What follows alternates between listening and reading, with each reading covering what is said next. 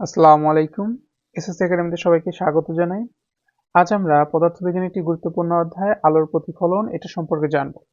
তো এই অধ্যায়টি সম্পূর্ণ সমাধান করব আমরা। সম্পূর্ণ সমাধান করার পূর্বেই আমাদের যে সকল বিষয় বা টপিক সম্পর্কে জানতে হবে সেগুলো আমরা একবার দেখে নিই। আমরা কি কি সম্পর্কে জানলে এই অধ্যায় থেকে সম্পূর্ণ আমরা অ্যান্সারটা করতে পারবো এবং আমরা প্রত্যেকটি টপিক ধরে ধরে কি করব সমাধান করার চেষ্টা করব ইনশাআল্লাহ। তো শুরুতে ১ নাম্বার যে টপিকটা আছে সেটা হচ্ছে আলো কি, প্রতিফলন। প্রতিফলনের যে আমাদের বইয়ের সূত্র আছে সেগুলো সম্পর্কে জানবো।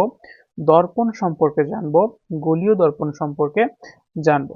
গোলীয় দর্পণের সঙ্গে সঙ্গে আমরা যে সকল বিষয়গুলো সম্পর্কে জানবো সেগুলো হচ্ছে দেখো যে গোলীয় দর্পণে কয়েকটি সংজ্ঞা, গোলীয় দর্পণের যে কয়েকটি সংজ্ঞা আছে আমাদের বইয়ে সেগুলো সম্পর্কে জানবো। প্রতিবিম্ব সম্পর্কে জানবো, গোলীয় দর্পণের সৃষ্ট প্রতিবিম্ব সম্পর্কে জানবো, দর্পণের ব্যবহার সম্পর্কে জানবো এবং সর্বশেষ যেটি আছে সেটি হচ্ছে ১০ নম্বর যে বিবর্ধন সম্পর্কে আমরা জানবো ইনশাল্লাহ। তো চলো আমরা ১ নম্বর যে টপিকটা আছে আলো সেটা সম্পর্কে জানি। আমাদের ১ নম্বর যে টপিকটা সেটা ছিল হচ্ছে আলো সম্পর্কে। আলো কি আমরা জানি যে আলো কি, আলো এক প্রকার শক্তি, কিন্তু এটাকে একটু সংজ্ঞায়িত বা ডিফাইন করতে হবে যেটা কি যে আলো এক প্রকার শক্তি যা আমাদের চোখে প্রবেশ করে দর্শনের অনুভূতি জাগায়। তাহলে আমরা কোনো একটা বস্তুতে যখন আলো পড়ে তখন আমরা কি দেখতে পাই, আলো বস্তুটাকে দেখতে পাই। পূর্বে একটা ধারণা ছিল প্রাচীন যুগে, যে ধারণা যে আমাদের চোখ থেকে কি হয় আলো নিঃসৃত হয় যার ফলে আমরা কোনো বস্তু দেখতে পাই, কিন্তু আদতে সেই জিনিসটা ঘটে না।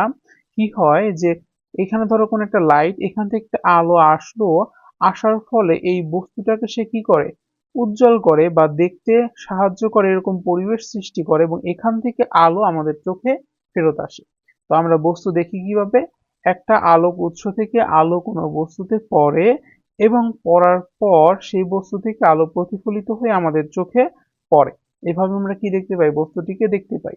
তাহলে আলো কি, আলো হচ্ছে এক প্রকার শক্তি যা আমাদের চোখে প্রবেশ করে দর্শনের অনুভূতি জাগায়। আশা করি বুঝতে পেরেছো। এবার আমরা আলোর বেশ কয়েকটা বৈশিষ্ট্য আছে সেগুলো সম্পর্কে জানবো। পরীক্ষায় অনেক ক্ষেত্রে প্রশ্ন আসে খ নাম্বারের ক্ষেত্রে আলোর ২টি বা ৩টি বৈশিষ্ট্য লিখো, সৃজনশীলের খ নাম্বারে। তো চলো আমরা দেখে নিই যে বৈশিষ্ট্যগুলোর মধ্যে ১ নাম্বার বৈশিষ্ট্য হচ্ছে আলো স্বচ্ছ সমসত্ব মাধ্যমে সরল পথে চলে। আলো স্বচ্ছ, সমসত্ব বিষয়টা কি যদি বুঝতে অসুবিধা হয় তাহলে আমি এক্সপ্লেন করে দিচ্ছি যে সমসত্ব হচ্ছে যার ঘনত্ব সমান, যেই মাধ্যমের কি যে মাধ্যমগুলোর ঘনত্ব সমান সেটাই হচ্ছে সমসত্ব মাধ্যম। তাহলে আলো স্বচ্ছ সমসত্ব মাধ্যমে কিভাবে চলে, সরল পথে চলে। ২ নাম্বার যে বৈশিষ্ট্য সেটা হচ্ছে কোনো নির্দিষ্ট মাধ্যমে আলোর বেগ নির্দিষ্ট। আমরা জানি একটা নির্দিষ্ট মাধ্যমে আলোর বেগ নির্দিষ্ট, উদাহরণস্বরূপ আমরা বলতে পারি কি যে শূন্য মাধ্যমে আলোর বেগ কত, আমরা সকলেই জানি 3 × 10⁸ মিটার পার সেকেন্ড। ১ সেকেন্ডে শূন্য মাধ্যমে ৩ লক্ষ কিলোমিটার আলো পথ অতিক্রম করে। তো ৩ নাম্বার যে বৈশিষ্ট্য আছে সেটা হচ্ছে আলোর প্রতিফলন, প্রতিসরণ, অপবর্তন, সমবর্তন, ব্যতিচার, বিচ্ছুরণ ঘটে। তো এই যে আমাদের যে বইয়ে যে অধ্যায়গুলো আছে, তো ৮ নাম্বার অধ্যায় আছে আমাদের প্রতিফলন এবং এরপরে আছে কি প্রতিসরণ। এই দুইটা সম্পর্কে আমরা এই বইয়েই জানবো, কিন্তু আমরা যেগুলো জানতে পারবো না সেগুলো এখন আমরা জেনে নিব এখন এই ভিডিওতেই। সেটা হচ্ছে কি যে অপবর্তন কি, সমবর্তন কি, ব্যতিচার এবং বিচ্ছুরণ জিনিসটা কি সেগুলো আমরা জেনে নিব। তো আমরা বৈশিষ্ট্যগুলো আগে ক্লিয়ার করি, তারপর আমরা ওগুলোর ব্যাখ্যা করে দিচ্ছি। তাহলে ৪ নাম্বার যে বৈশিষ্ট্য আছে সেটা হচ্ছে আলো এক প্রকার শক্তি, এটা তার একটা বৈশিষ্ট্যের মধ্যে পড়ে। ৫ নাম্বার বৈশিষ্ট্যটা হচ্ছে আলো এক ধরনের তড়িৎ চৌম্বক তরঙ্গ। আলো এক ধরনের কি তরঙ্গ, তড়িৎ চৌম্বক তরঙ্গ। এবং সর্বশেষ যেই বৈশিষ্ট্যটা আছে সেটা হচ্ছে এরকম যে আলোর কি আছে দুইটা ধর্ম বিদ্যমান আছে বা দুইটা আচরণ করে থাকে আলো, সেটা হচ্ছে কিরকম, কোনো কোনো ঘটনায় আলো তরঙ্গের ন্যায় আবার কখনো কখনো কণার ন্যায় আচরণ করে। এটাকে আমরা একটু সহজভাবে বলতে পারি যে আলোর মধ্যে কণা ধর্ম এবং তরঙ্গ ধর্ম দুইটাই বিদ্যমান। এর জন্য কখনো কখনো সে তরঙ্গের মতো আচরণ করে, কখনো কখনো কণার মতো আচরণ করে। তো এই ৬টাই আর কি আলোর বৈশিষ্ট্য, এগুলো একদম মুখস্থ করে ফেলতে হবে। যদি সমস্যা হয় তাহলে আবার বলতে পারো কমেন্ট সেকশনে, ইনশাল্লাহ সমাধান করার চেষ্টা করব। তো চলো এবার আমরা এই যে এখানে প্রতিসরণের পর যেটা অপবর্তন, সমবর্তন, ব্যতিচার এবং বিচ্ছুরণ এগুলো একটু বিস্তারিত জানি। পড়াটা মূলত আলোর ক্ষেত্রে এখানেই শেষ, বৈশিষ্ট্যগুলো জানলেই হয়ে যাবে আর তোমাদের বই যে রিডিং আছে সেগুলো পড়লেই হবে, কিন্তু আমরা বোঝার সুবিধার জন্য এগুলো একটু জেনে নিব। দেখো, শুরুতেই আমরা জানবো হচ্ছে কি অপবর্তন সম্পর্কে। অপবর্তন জিনিসটা কি? তো অপবর্তন হচ্ছে এরকম, যখন কোনো সূক্ষ্ম সরু ধার ঘেঁষে আলো যায়, আলোর তরঙ্গ ধর্মানুসারে সে বিভিন্ন কোণে বেঁকে যায়, একেই অপবর্তন বলে। আলো যখন কি করে কোনো একটা সরু সূক্ষ্ম তল ঘেঁষে সে পথ অতিক্রম করে, তখন সে কি করে কিছু কোণে বেঁকে যায়। সেটা কোন দিকে বেঁকে যায় সেটা তার যে যাওয়ার পথ তার উপর নির্ভর করতেছে, কিন্তু সে কি করে যে কিছু কোণে বেঁকে যায়, এবং এই বেঁকে যাওয়ার যে ঘটনা সেটাই হচ্ছে অপবর্তন। এটা একটা উদাহরণের মাধ্যমে আমরা বুঝতে পারি। আমরা যে মাকড়সার জাল দেখি না, মূলত মাকড়সার জালগুলো যে এরকম এরকম থাকে, তো এইগুলোর মধ্যে দিয়ে যখন সূর্যের আলোক রশ্মি যায়, যেই কোণে সে কি করে আপতিত করে সেইভাবে সে প্রতিফলিত হইতে পারে না, কিছুটা বেঁকে গিয়ে কি করে প্রতিফলিত হয়। তো এই যে বেঁকে যাওয়ার যে ঘটনা, সেটাই মূলত হচ্ছে কি অপবর্তন। এবার চলো আমরা সমবর্তন যেটা আছে সেইটা সম্পর্কে জানি। সমবর্তন, সমবর্তন কি? আমরা জানি আলো একটি অনুপ্রস্থ তরঙ্গ। আলো কিভাবে চলে, যে অনুপ্রস্থ আকারে কি করে চলাচল করে। অনুপ্রস্থ তরঙ্গগুলো মাধ্যমের দিকের সাথে সমকোণে অগ্রসর হয়।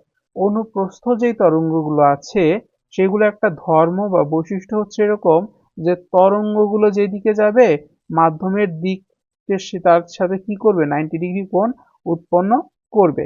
এখানে আমরা গ্রাফটা দেখতে পারি, সেটা হচ্ছে এরকম, যদি তরঙ্গটা এইদিকে গমন করে কণার স্পন্দন বা কম্পন হবে কোন দিকে, উপরের দিকে, তাহলে মধ্যবর্তী কোণ কত ডিগ্রি, 90 ডিগ্রি। এই কথাটাই বলেছে। যখন আমরা এই ঘটনাকে একটি তলে নিয়ে আসব, একটি তল বা সারফেসের মধ্যে আমরা কি করব, এই জিনিসটা ঘটাবো যে কণা অনুপ্রস্থভাবে একটা তরঙ্গ যাচ্ছে, তখন সেটাই কি হবে সরি, আলোর সমবর্তন। এখন আমরা ব্যতিচার সম্পর্কে জানবো। তো ব্যতিচার জিনিসটা কি? আমরা যদি পাশাপাশি দুইটা আলোকে এভাবে ফেলি, অর্থাৎ টর্চের মাধ্যমে যদি আলো দেই, তখন দেখতে পাবো যে প্রথম টর্চের ক্ষেত্রে একটা অংশ কি হবে, গোলভাবে পড়বে, এবং দ্বিতীয় অংশটা যেহেতু এরা খুবই কাছাকাছি, যার কারণে এর কিছু অংশ আলো আবার প্রথম লাইটের আলোকিত অংশের উপর গিয়ে পড়বে, যার ফলে এই যে গাঢ় অংশটা দেখতে পাচ্ছ না, এই আলোটা কি হবে, বেশি উজ্জ্বল হবে। কারণ কি, এই লাইটের ক্ষেত্রেও সে আলোকিত করেছে এই জায়গাটুকু, এই লাইটটার ক্ষেত্রেও সে কি করে এই জায়গাটুকু আলোকিত করে। যেহেতু দুইটা লাইটের ক্ষেত্রে এই অংশ আলোকিত হয়, তাহলে এই অংশটা উজ্জ্বল দেখা যায় কোন অংশের তুলনায়, এই অংশ এবং এই অংশের তুলনায় কি হয়, উজ্জ্বল দেখা যায়। আলোর এই যে উজ্জ্বল এবং অনুজ্জ্বল অংশ তৈরি যে হয়, এইটার যে পার্থক্য সেটাই হচ্ছে মূলত ব্যতিচার। সেই সঙ্গে আমাদের সর্বশেষ যে বিষয়টা একটু বোঝার দরকার ছিল সেটা হচ্ছে এরকম, যে বিচ্ছুরণ। বিচ্ছুরণ জিনিসটা কি আমি একটু তোমাদেরকে বলে এক্সপ্লেন করে দিই, তারপর একটা চিত্র দেখাচ্ছি, তাহলে তোমরা বুঝতে পারবা। তো বিচ্ছুরণ হচ্ছে এরকম, যে সাদা আলোক রশ্মি প্রিজমের মধ্য দিয়ে যাওয়ার সময় প্রতিসরণের ফলে 7টি মূল বর্ণের আলোতে যে বিভক্ত হওয়াটা, সেটাই হচ্ছে মূলত আলোর বিচ্ছুরণ। তোমাদের যে বোর্ড বইটা আছে সেটার ক্ষেত্রে দেখবা কি, যে আমাদের যে বোর্ড বইয়ের উপরে যে চিত্রটা আছে, মূলত এই দেখো, এই যে প্রিজমটা, এই যে প্রিজমের মধ্য দিয়ে কি আসছে, একটা সাদা আলোক রশ্মি আসছে, এবং প্রিজমের মধ্য দিয়ে যাওয়ার সময় 7টা রঙে কি হয়ে গেছে, বিভক্ত হয়ে গেছে। এই যে প্রিজমের মধ্য দিয়ে সাদা আলো আসলো এবং কি হলো, যে বিভক্ত হয়ে গেল 7টি বিভিন্ন রঙে, এই বিভক্ত হওয়াটাই হচ্ছে মূলত কি, আলোর বিচ্ছুরণ। আশা করি তোমরা বুঝতে পেরেছো। তো আজকের ভিডিওটা এই পর্যন্তই। তো প্রত্যেকটা টপিক ধরে ধরে আমরা সমাধান করব, সেই সঙ্গে গাণিতিক সমস্যাও সমাধান করব। তুমি তোমার বন্ধুদেরকে শেয়ারের মাধ্যমে জানিয়ে দিতে পারো, আর তুমি যদি কখনো সমস্যার সম্মুখীন হও তাহলে অবশ্যই জানাবে, ইনশাল্লাহ সমাধান করার চেষ্টা করব। আল্লাহ হাফেজ।